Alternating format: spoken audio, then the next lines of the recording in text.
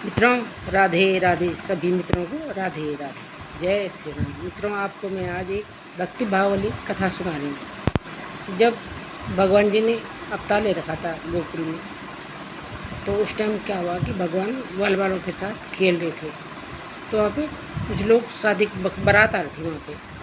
तो बच्चों ने देखा कि बारात आ गई, तो बारात देखे तो सभी खुश हो गए, तो बच्चे भी खुश हुए। तो बच्चों ने बोला, गए बारात के पास में गए, फिर बच्चों ने बोला, दूल्हे को बोला, भगवान जी ने बोला दूल्हे को, कहते भैया भैया हम भाभी को ब्याह के ला रहे हैं।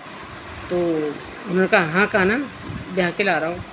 तो भगवान जी ने कहा भैया थोड़ा भाभी का मुंह देख लूँ। कहते देख ले कहा ना।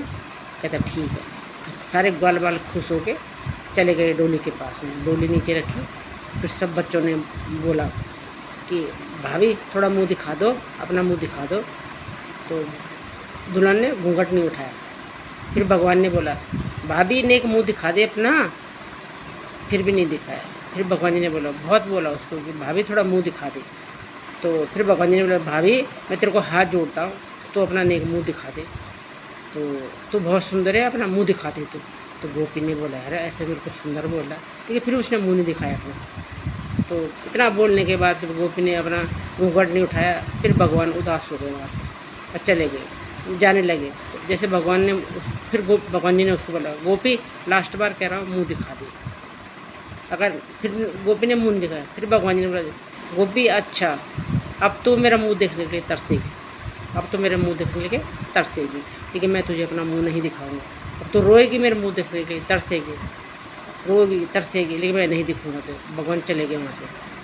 फिर क्या हुआ कि जब वहाँ पे बारिश हो रही थी, जब इंद्र को भोगने लगा के भगवान जी ने गिरिराज जी की पूजा करवाई थी, तो इंद्र ने क्रोधित होकर बहुत बारिश कराई थी वहाँ पे, बहुत पानी बह गया था वहाँ पे।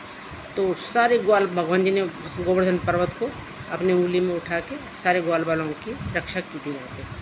तो वो गोपी भी आ गई वहाँ पे, सारे ब्रजवासी भी आ गए, सारे गोपियाँ वहाँ पे आ गए। तो गोपी बाइश, तो उसने सबने देखा, सबने डंडे लगा रखे पर्वत के नीचे कि हमने भी पर्वत उठा रखा। तो फिर सबने देखा कि फिर गोपी की भी नज़र पड़ी भगवान जी पे। उसने जैसे ही भगवान जी की छवि देखी, बस उसकी आंखें खुली। उसने कहा वाह कितनी सुंदर छवि है, कितनी मनमोहन सूरत है, कितना सुंदर चेहरा है। आज इतनी सुंदरता मैंने आज तक देखी नहीं, कौन है ये इतना सुंदर। उसके हृदय में आनंद आ गया और आंखें भर आई उसकी। उसने कहा यही मेरे को उस दिन आवाज़ तो यही थी जो मेरे को, जब मैं दुल्हन बन के आ रही थी कि भाभी मुंह दिखा दे। मैं कितनी मूर्ख थी जो मैंने इसको मुँह दिखाया था। आज मैंने इसकी शक्ल देखी यहाँ, इसकी सूरत देखी यहाँ। तो भक्ति भाव उसका, मित्रों उसका हृदय भक्ति भाव से भर गया, आंखें भी भर आई उसकी, हृदय भी प्रेम से भर गया उसका। तो वो छवि देख के उसने भगवान जी को गोवर्धन उठाए हुए और फिर चली गई वहाँ से। सब चले गए, समय बीत गया। फिर वो छवि को उसके हृदय में बसी रही और कुछ समय बाद उसने अपने देह त्याग दी। फिर उसका दूसरा जन्म हुआ राजस्थान में, मीरा के नाम से विख्यात हुई। फिर उसने वही छवि अपने हृदय में, उसके पिछले जन्म की वो यादें थी उसको, तो उसको छवि उसके वही हृदय में बसी हुई थी।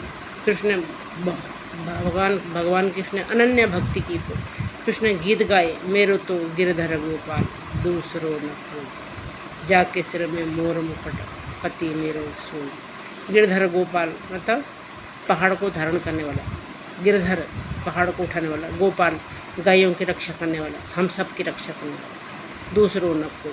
फिर उसने अनन्य भक्ति की, बहुत पद गाए, बहुत गीत गाए। फिर मीरा को भगवान का प्रेम भी मिला और दर्शन भी मिला।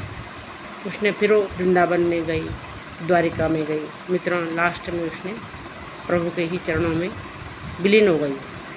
तो आपको ये कथा कैसी लगी? जय श्री कृष्ण, जय श्री राधे कृष्ण, जय भक्त, जय मीरा रानी भक्त की। दोस्तों अगली वीडियो में फिर मिलेंगे, तब तक के लिए धन्यवाद। राधे राधे।